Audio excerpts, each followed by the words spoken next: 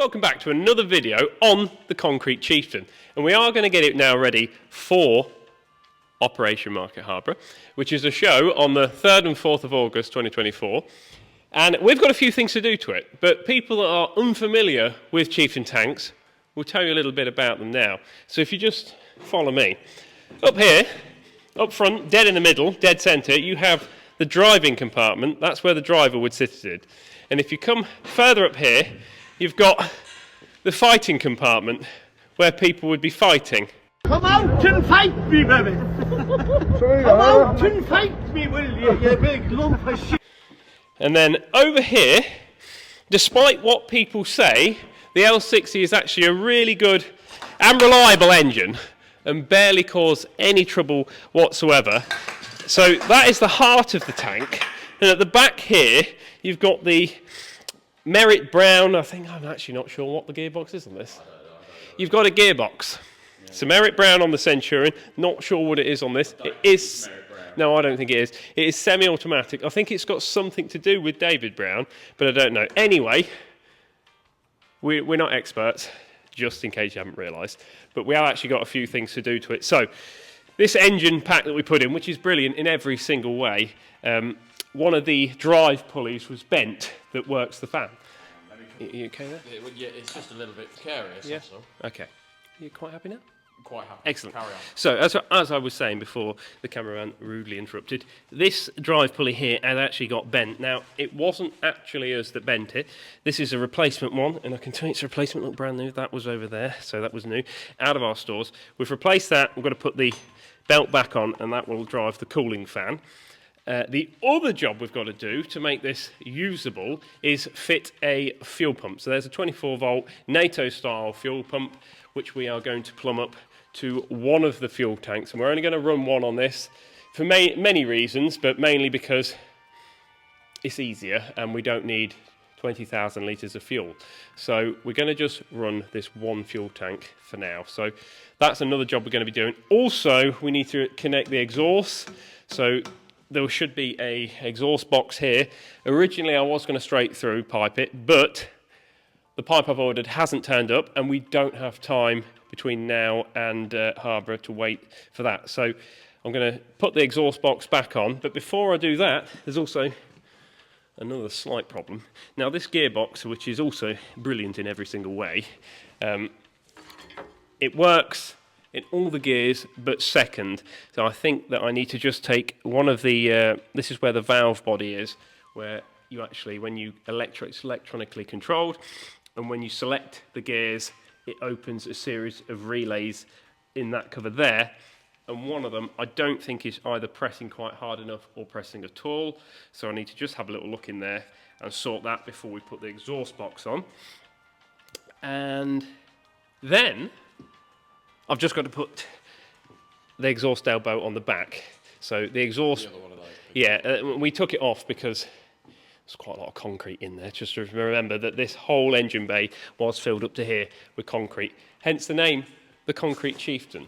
So the other things we're going to be doing probably in this video is working on the L60 pack, which is also brilliant in every single way, for the other Chieftain tank, which we plan to take to Operation Market Harborough. And that actually does have one or two little problems with it. And we shall show you that now. You ready? Yeah. Oh, okay. So this is the L60 engine Mark 13A2, which it says there, which is apparently a Leyland engine, and the A2 means that it was revised and rebuilt by Rolls-Royce. So apparently this should be better than a normal engine. Anyway, so this particular one is out of the GoldenEye Chieftain, which if you've watched our other videos, if you haven't, go back and have a little look if you want.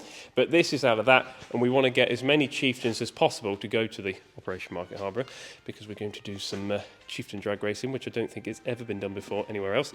But we noticed... Switching around. Stand still.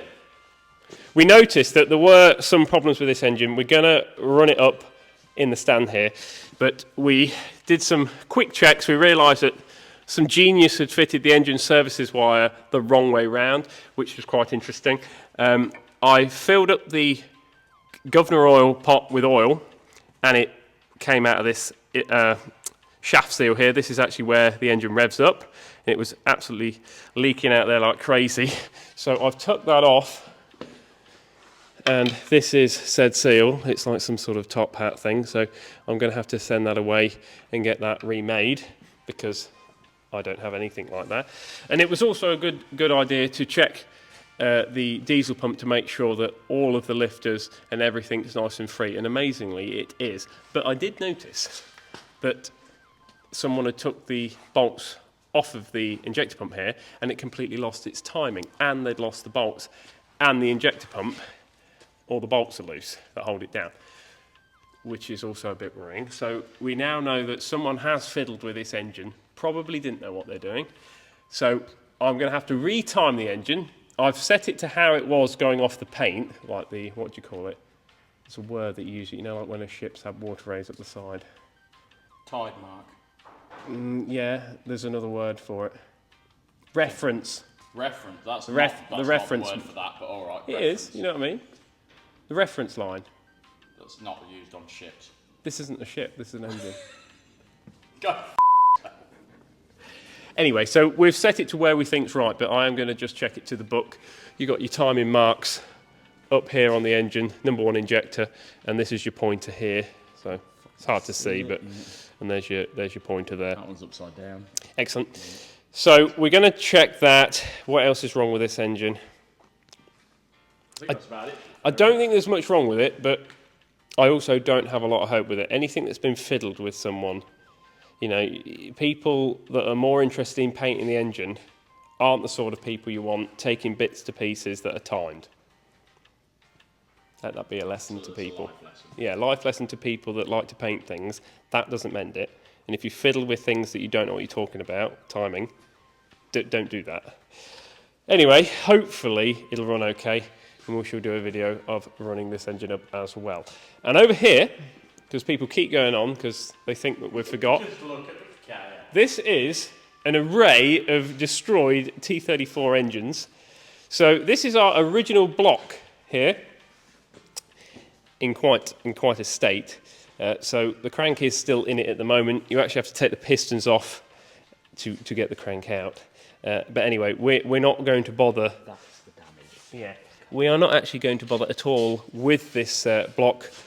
But what we are going to use is the pistons, which aren't in awful condition. They're not brilliant, but they're not too bad. They're the best we have. They're the best we have. So we're going to use the pistons and fit them to our T55 engine block, which had knackered heads and pistons, but actually a decent crank and low block. So the plan is we're going to put all the pistons in order onto there, and we're going to then use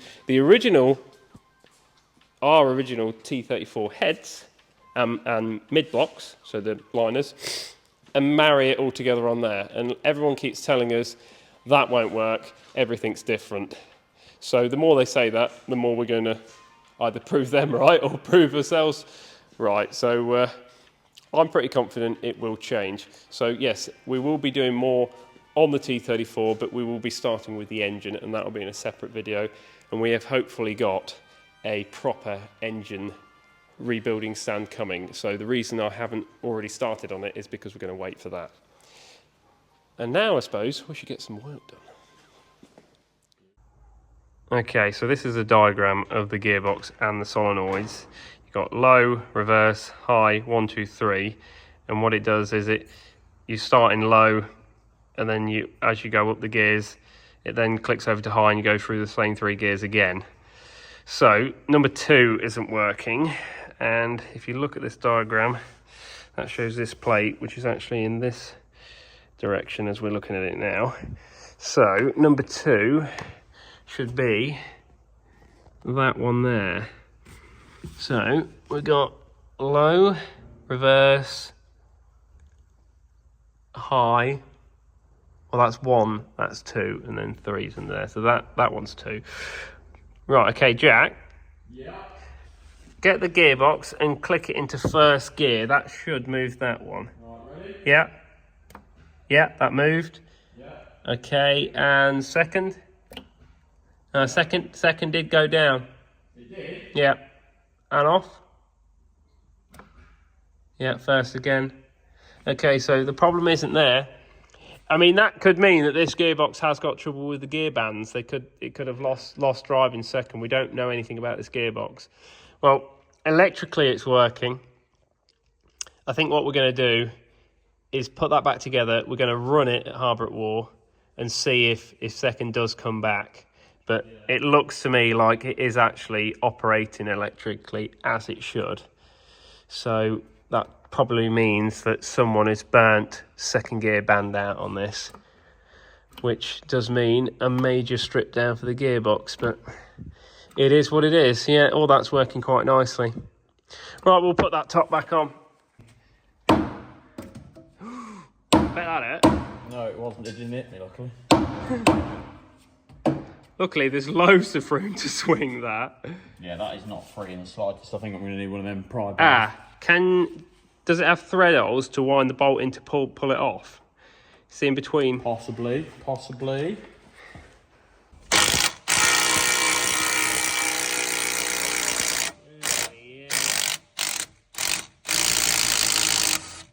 That thread was...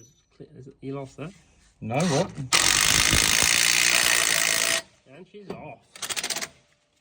How do you slack that thing off? Is that right off? I think it'll go a little bit more. You just wind that bolt up. That one up? Yeah. Do you want to get the correct... How easy was that? Oh, dead easy, wasn't it? Dead easy. Only problem is I doubt very much that we're lined up with them holes. Turn the fan blade. Yeah, that's going to work really easily now. Just get straight on that.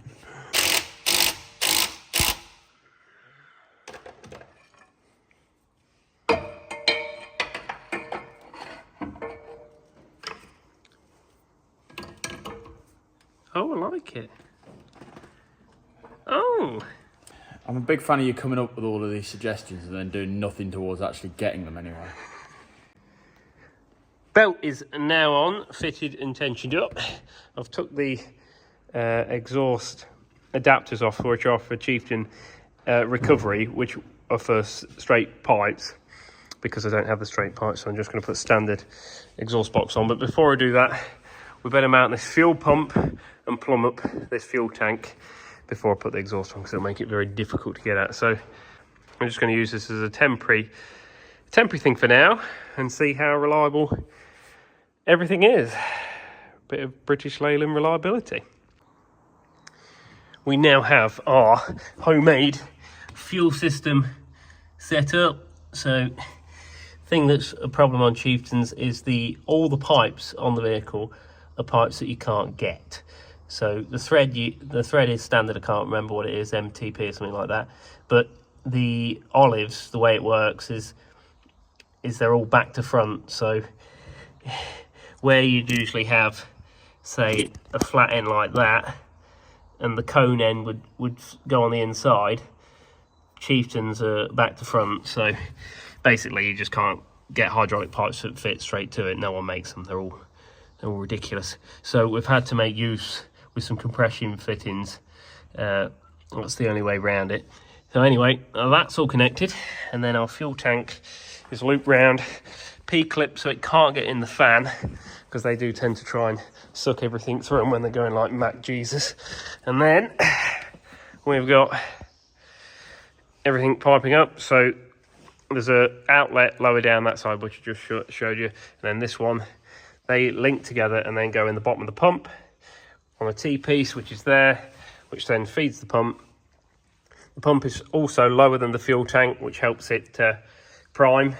Always try and do that. I've managed to bolt the bracket to an existing bracket for now, so that's worked out quite well. Then it goes from the pressure side of the pump straight into the engine, and then two little return and a spill line back to a T-piece to the top of the tank. What could possibly go wrong? So now, with that done, I've got to wire that up to the electric box, which is a 5-second job.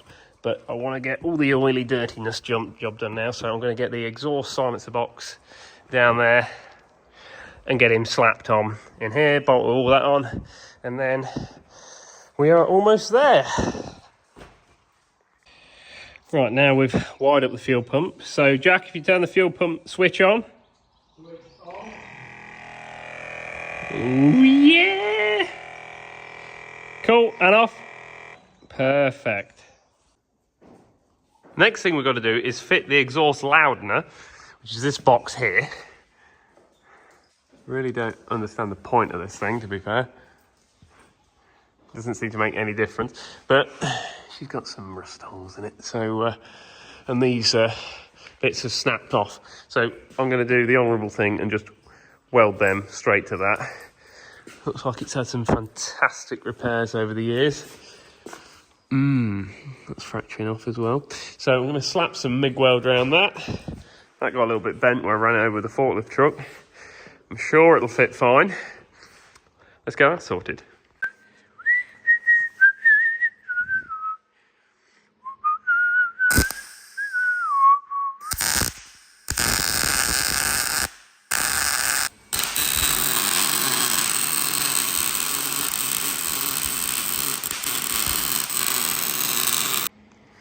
Right, now I've got my exhaust welded up. I have just noticed there's a big slit there. It's hard to see in that thing. So I'm going to take that off, swap it. I think I have some spares. I might swap the one that I ran over the forklift as well, and it should be a work of art. Exhaust box nearly on now. That was my knee cracking. You can tell we're getting old now. One of these never used to crack. We need a rubber mallet. Smack that away. Can you use this explosive spray?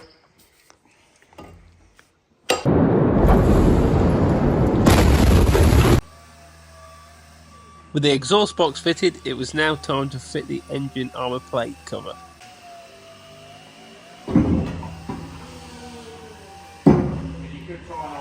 No, you're doing a great job. Straight down, I think, now. Whoa. Just got to knock it over this way. Where's the bar gone? No idea.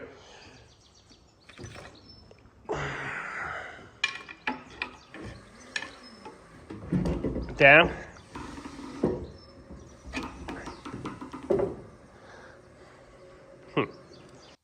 Now with the engine decks on, it was time to do the last job, and that's to put the partition in between the two fuel tanks and isolate it so it's just one. You can see inside there's a rubber bag.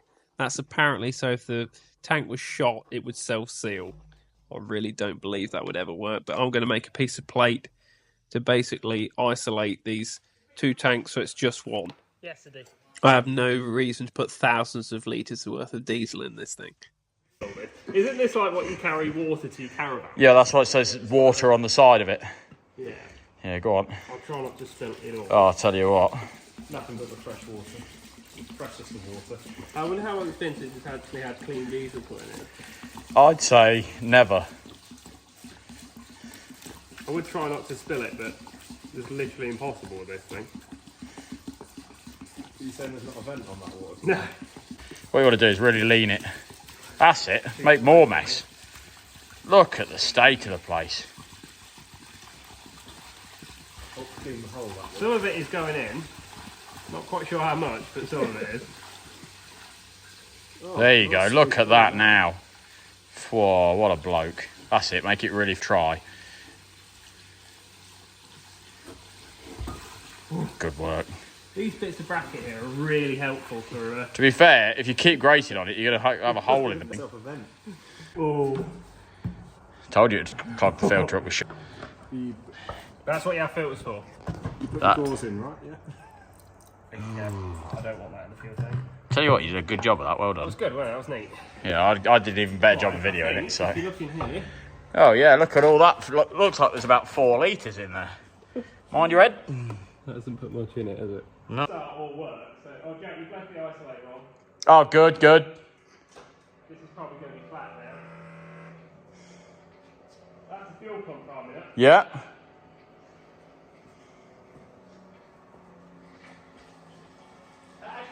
Oh, mate, we've got a return. Yeah. I'm filming it. I'm filming it. Go on.